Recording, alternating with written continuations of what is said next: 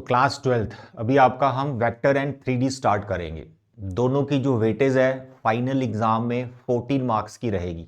Last year vector 7 marks का आया था और 3D भी 7 मार्क्स का।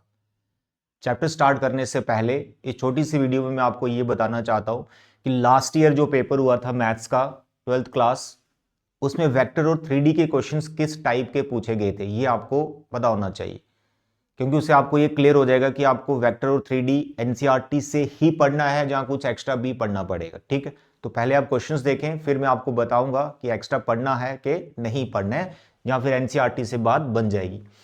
ये है बच्चे क्वेश्चन नंबर 17 एमसीक्यू, ये वेक्टर से है और ये बिल्कुल एनसीईआरटी से क्वेश्चन है, बिल्कुल एनसीईआरटी से।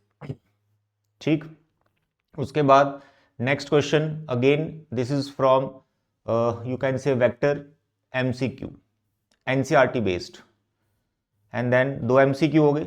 उसके बाद तुम्हारा यहाँ पर क्वेश्चन नंबर 23, ठीक है, ये थोड़ा सा इसमें स्टेटमेंट बदला हुआ है बट बहुत बेसिक है, आराम से जिसको वेक्टर 3D का थोड़ा भी बेसिक नॉलेज एनसीईआरटी बेस्ड, तो ये क्वेश्चन बड़े मस्त तरीके से वो बना सकता है। ठीक है, क्वेश्चन नंबर 23।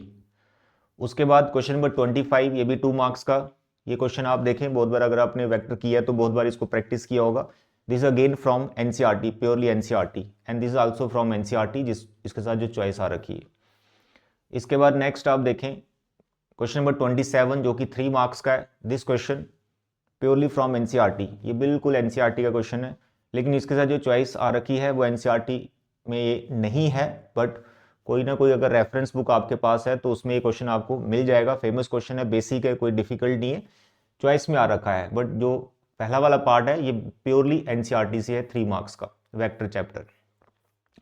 इसके बाद आगे बढ़े तो सेक्शन डी में हमेशा ही आपको एलपीपी का क्वेश्चन, उसका सॉरी दिस 3 डिमेंशनल ज्योमेट्री का क्वेश्चन मिलता है, तो यहां पर भी 5 मार्क्स का ये क्वेश्चन आ रखा है, and this is not from NCERT. ठीक है, ये क्वेश्चन एनसीईआरटी में नहीं है, चाहे आप पहला वाला पार्ट देखें जहाँ जो इसके साथ चॉइस आई चाहे वो देखें।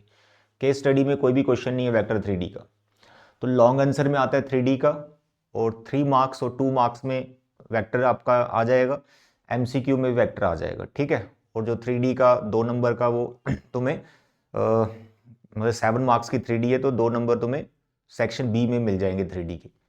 तो कुल मिलाकर आप माने कि वेक्टर 7 मार्क्स का, 3D 7 मार्क्स का, जो 3D है उसका 5 मार्क्स का क्वेश्चन आपको लॉन्ग आंसर में मिलेगा और 2 मार्क्स का सेक्शन बी में मिल जाएगा, राइट। और बाकी वेक्टर 3 मार्क्स में और 2 मार्क्स में और एमसीक्यू में मिलेगा। पढ़ना कहाँ से? वेक्टर 3D सबसे पहले तो एनसीईआरटी परफेक्ट कर लो, लेकिन आपको इसके कुछ एक्स्ट्रा क्वेश्चंस भी करने होंगे। तो आप बोलेंगे सर कितने एक्स्ट्रा क्वेश्चंस करने हैं? उतने जितने मैं आपको करवाऊंगा, बस। जैसे 3D के मैं कोई 10 क्वेश्चन आपको एक्स्ट्रा करवा दूंगा, ऐसे वेक्टर के 10 करवा दूंगा, वो 20 क्वेश्चन कर लेना, तो आपके 14 मार्क्स कंफर्म है बोर्ड एग्जाम में। तो next I will start vector, तो उससे पहले ये क्वेश्चन आप देख लो, अगर आते हैं तो इनको आप सॉल्व करो। थैंक यू बच्चे।